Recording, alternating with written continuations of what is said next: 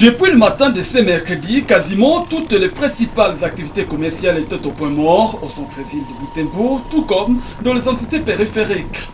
Les portes de boutiques, magasins, écoles, en grande majorité, sont restées fermées. Constat fait à l'issue d'un tour de la ville, situation d'avant 12 heures.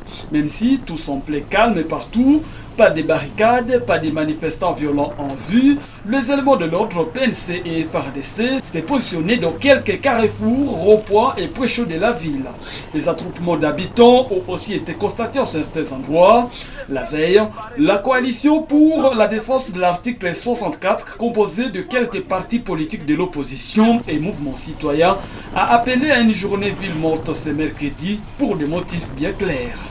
Nous tous, nous devons nous liguer. Nous taire serait considérée comme complicité de notre propre malheur. Et c'est dans ce sens-là que nous ne voulons pas de problème avec le régime finissant de M. Tshisekedi. Nous disons non au changement de la Constitution, non à la révision de la Constitution, non au troisième mandat, non à un mandat à vie et non à la complicité et à la balkanisation de notre pays.